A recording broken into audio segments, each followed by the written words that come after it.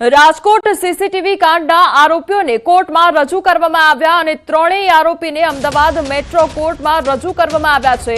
પોલીસે 14 દિવસના રિમાન્ડની માંગણી કરી તો પ્રજનવલ તેલી તેમજ ચંદ્રપ્રકાશ ફૂલચંદ અને પ્રજપાથીને કોર્ટમાં રજૂ કરવામાં આવ્યો અને આરોપીની હાજરી સિવાય તપાસ કરી શકાય તેમ નથી।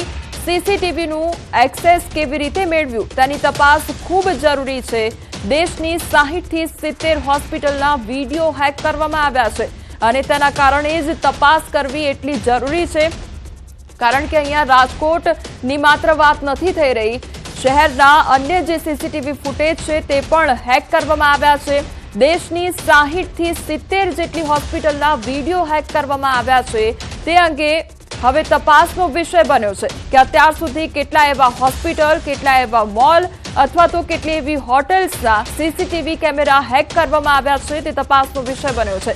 સંવાદદાતા ઋત્વિજ અમારી સાથે જોડાઈ ગયા છે। ઋત્વિજ, આરોપીઓને કોર્ટ સમક્ષ રજૂ કરવામાં આવ્યા, 14 દિવસના રિમાન્ડની માંગણી, શું અપડેટ તેને લઈને?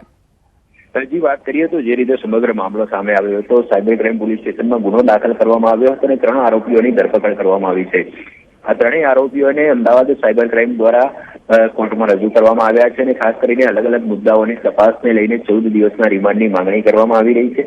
આવી છે મહત્વની બાબત એ છે કે જે પોલીસ તપાસ છે તે તપાસ દરમિયાન અલગ અલગ મુદ્દાઓ આવરી લેવામાં આવ્યા છે। આરોપીઓ દ્વારા અત્યાર સુધીમાં કેટલા સીસીટીવી ફૂટેજ હેક કરવામાં આવ્યા છે, જે અલગ અલગ ટેલિગ્રામ આઈડી મળી આવ્યા હતા તે ટેલિગ્રામ આઈડીની તપાસ કરવાની છે। આમ અલગ અલગ જે મુદ્દાઓ છે તેને લઈને તપાસ કરવા માટે સાયબર ક્રાઇમ દ્વારા આરોપીઓના 14 દિવસના રિમાન્ડની માંગણી કરવામાં આવી છે। એટલે બીજી તરફ જે આરોપીઓના બચાવ પક્ષના વકીલ છે તેમના દ્વારા પણ કેટલીક દલીલો કરવામાં આવી છે।